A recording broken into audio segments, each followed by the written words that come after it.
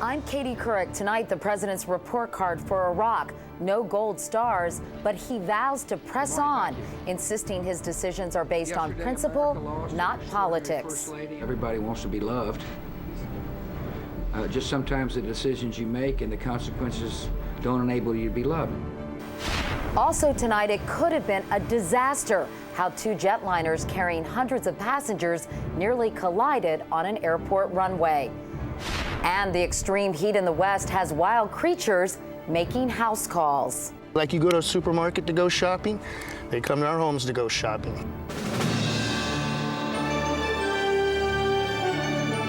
This is the CBS Evening News with Katie Couric.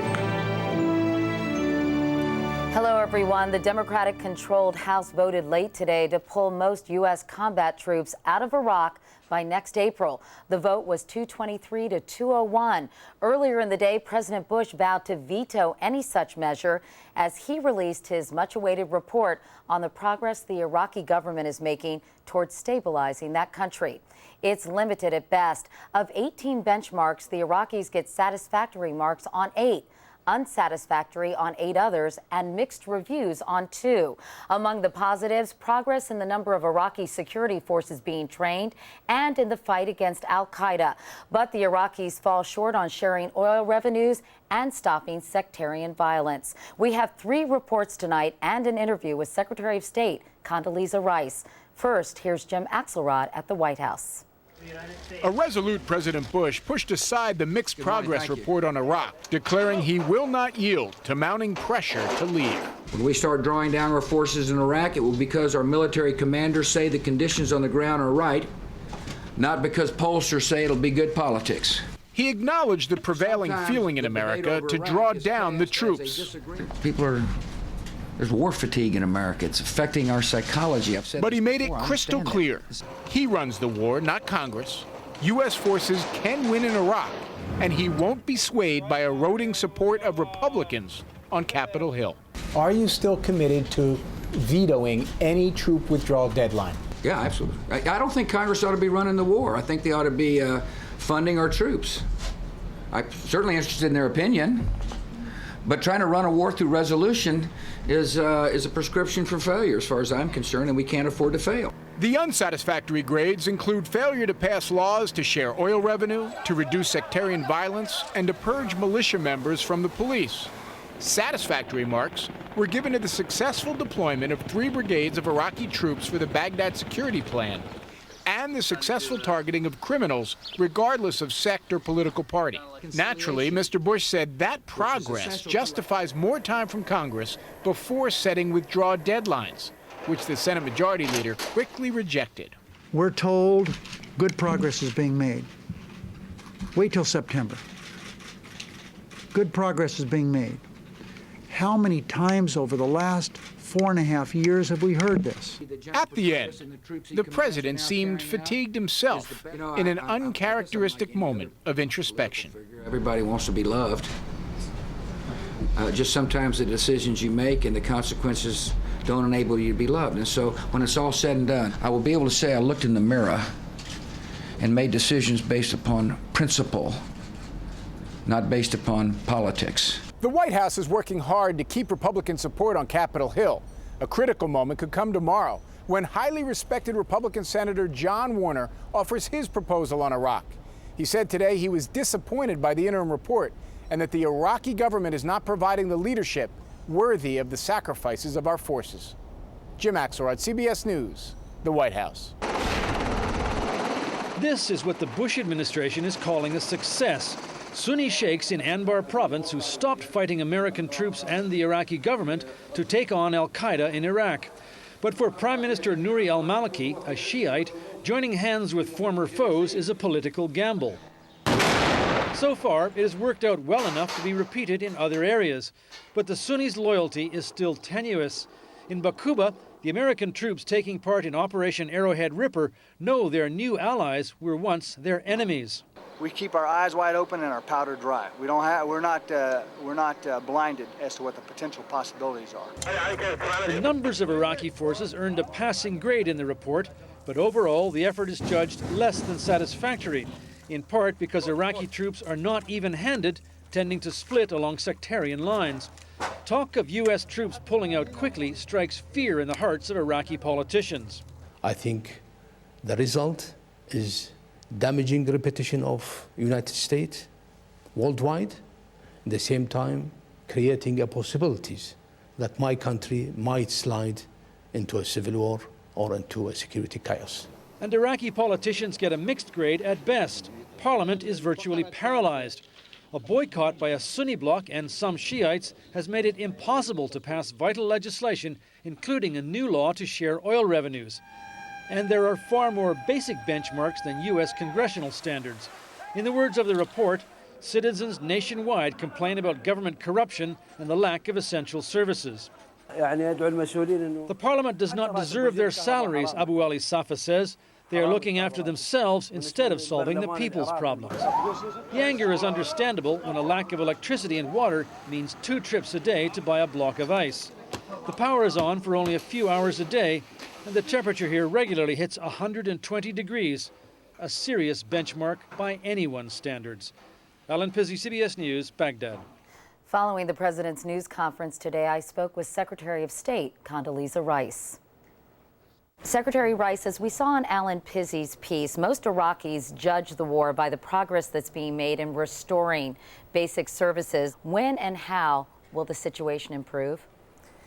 Well, clearly, it's a difficult situation, and Katie, the insurgents understand the need for services, and they very often attack the infrastructure. And one of the things that we're trying to do is to help the Iraqis gain a way to better protect their services infrastructure, like electricity, for instance. The president once again today expressed his support for Prime Minister Maliki, but doubts began to surface last fall, both within and outside the Bush administration, about his ability to do the job. What has he done since the fall to warrant the president's continuing support? Let me be the first to say the Maliki government needs to do more. But if you look at some of the things that were promised at the outset of the new policy, the Iraqis have shown up with their forces, and their forces are in the fight. They are trying to apply justice and security in a more even-handed way. So yes, there is a lot more to do, and they haven't made the progress that we want them to make, but it is also not the case that they've done nothing. Are you concerned that even if there's positive news to report by September, that the train will have left the station, that popular support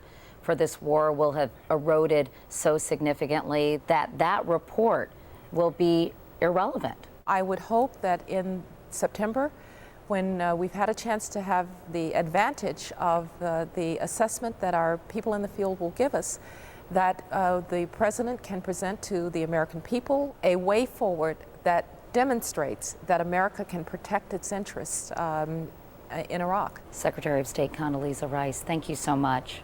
Thank you. Meanwhile, yet another sobering report about al-Qaeda's possible resurgence.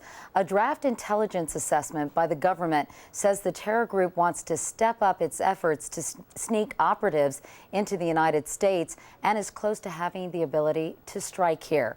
More now from National Security Correspondent David Martin.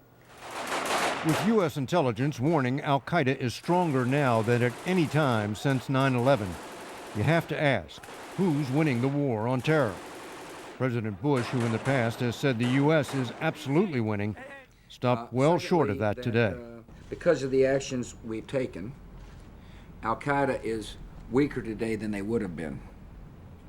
They are still a threat. They are still dangerous. Weaker than the organization that flew airplanes into the World Trade Center, but after the initial American assault on their safe haven in Afghanistan, al-Qaeda is, according to U.S. intelligence, coming back. We actually see the al-Qaeda Central being resurgent in their role in planning operations. Bin Laden remains a ghost, but his deputy, Zawahiri, is becoming an almost routine presence on the internet, as al-Qaeda looks less like thugs on the run and more like a professional organization. We see more training, we see more money, we see more communications. I think that we are certainly putting ourselves in extreme danger because we haven't been able to destroy the head of this organization, Osama bin Laden, Ayman Zawahiri, and the others hiding out in the Pakistani Badlands. Former CIA officer Bruce Rydell blames the invasion of Iraq for diverting the U.S. military from the hunt for bin Laden and giving al-Qaeda its second wind. Al-Qaeda in Iraq has grown from virtually nothing before the war to one of the most successful al-Qaeda operations in the world today. There is one unquestioned success in the war against al-Qaeda: no attack on the American homeland since 9/11. But that could change in a flash. David Martin, CBS News, the Pentagon. Meanwhile, here at home, a very near miss. It makes you shudder to think how close we came yesterday to disaster at Fort Lauderdale International Airport. A Delta jetliner inbound from Atlanta and a United flight headed to Washington, D.C. came within just 10 yards of colliding. Transportation correspondent Nancy Cordes has more on how it happened. Controllers in Fort Lauderdale tell CBS News it was the closest call they have ever seen.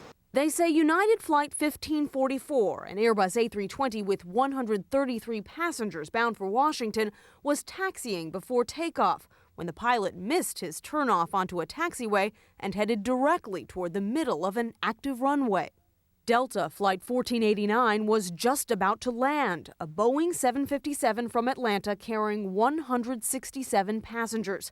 Controllers frantically ordered the plane on the ground to stop. At the same time, they ordered the Delta pilot to abort his landing immediately. And it said Delta 1489, go around, traffic on the runway, go around. It did, missing the United plane, they estimate, by less than 30 feet, close enough to hit the jet's tail, had the plane not just rolled to a stop.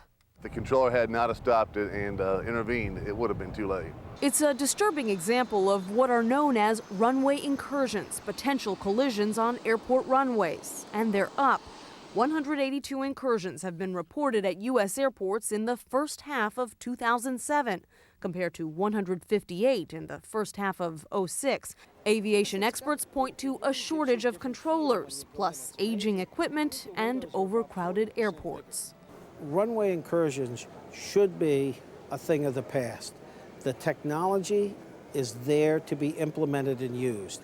One of the worst runway collisions was in 1991 when a U.S. Air jet was mistakenly allowed to land on an L.A. runway while a twin-engine turboprop was taking off.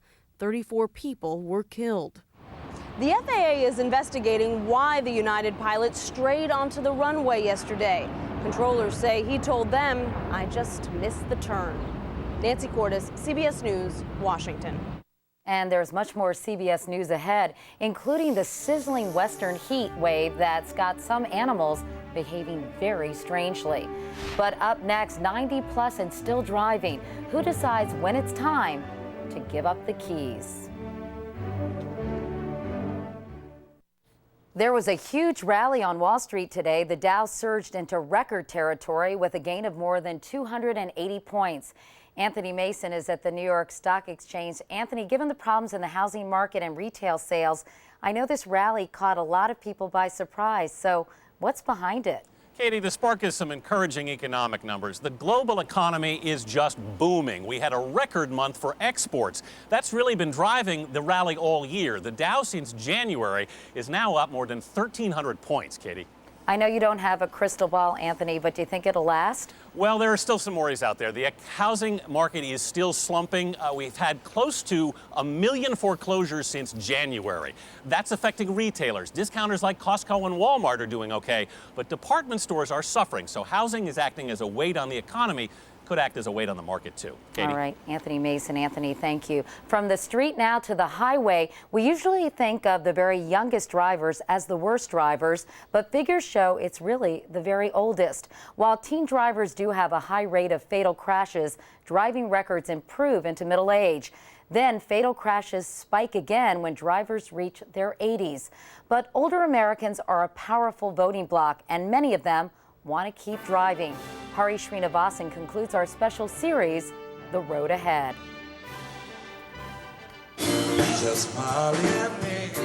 The reason Ferris Wallace can still glide across a dance floor and still play hearts every day is because at the age of 92, Ferris Wallace is still behind the wheel. Driving is really your independence. Well, people my age, if you're able to drive, you're just darn lucky is all I can say. For some elderly drivers, it could be dangerous. As baby boomers age, the percentage of older drivers involved in fatal crashes is expected to climb from 14% to 25% by the year 2030. So she made all these? She did. Rick and Jana Bolka lost their artistic 17-year-old daughter Katie when her car was broadsided by one driven by a 90-year-old, Elizabeth Grimes. I'm terribly sorry, but I did it. In her deposition, Grimes admitted she ran a red light. After the Bolkas buried their daughter, they crusaded to enact Katie's law. We're happy that other people be safe, but honestly, angry that it had to take, my child to die to have all of this happen.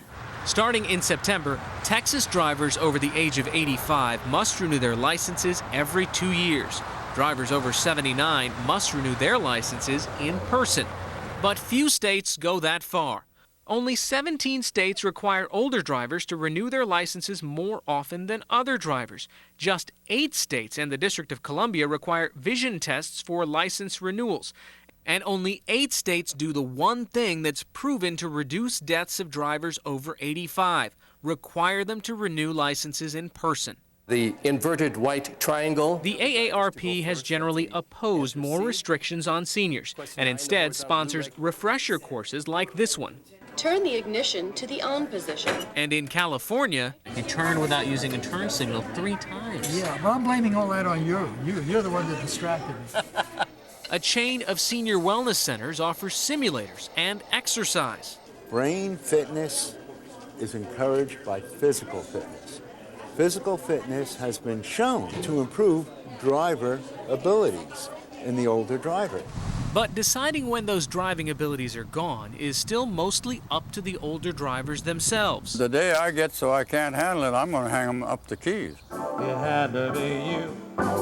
Those keys may be in his hands for 6 more years. Wallace got his license renewed before Katie's law kicks in, meaning he won't face a driving test until he's 98 years old. Hari Srinivasan, CBS News, Dallas. And we'll have more CBS News in just a moment. On this busy news day, a couple of international notes. A group with links to al-Qaeda has been fighting Lebanon's army for nearly 2 months now. And today, the violence kicked up again at the Palestinian refugee camp outside Tripoli. Lebanon's army bombarded the camp with tank and artillery fire. 4 soldiers were killed as the militants returned fire. In Spain today, one of the great international events, the Running of the Bulls in Pamplona. 7 people were gored and several more were seriously injured. The run lasted just over 6 minutes, 3 times as long as usual. That's because the herd of bulls separated, the most dangerous thing that can happen at Pamplona. 2 more runs are planned. Coming up next, beating the heat. It's not just humans who suffer in triple-digit temperatures. It's even too hot for rattlesnakes, and that may bring them too close for comfort. People in the West have been sweltering in record heat this summer, but they're not the only ones. From rattlesnakes to bears, creatures great and small are fleeing their natural habitats while the mercury soars. And as Sandra Hughes reports, they're turning up in some pretty unlikely places. This is what I find in people's yards. Rattlesnakes everywhere, more than Bo Slyapich has seen in his 20-year career as a snake wrangler. The prolonged drought and extreme heat have combined to drive the thirsty and venomous creatures too close for comfort.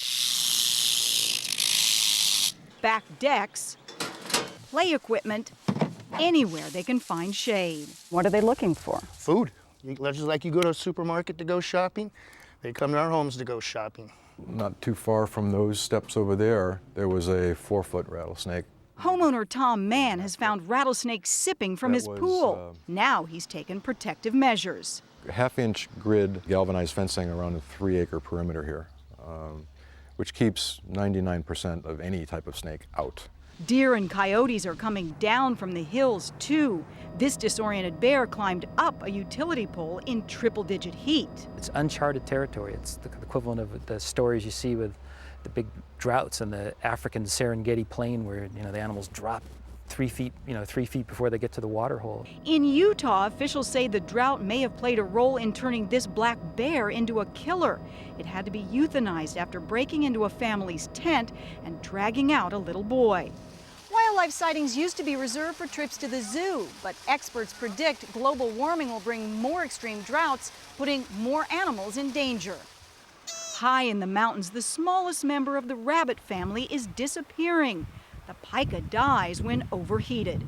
Species that are on the tops of mountains, they don't have any place else to go. So where are they going to go? They're going to go extinct. Apparently, the only one not rattled by the drought is the snake wrangler. Okay, give me a call back and see what we can do to take care of you. Sandra Hughes, CBS News, Westlake Village, California. And that's the CBS Evening News. I'm Katie Couric. Thanks for watching. I'll see you tomorrow. Good night.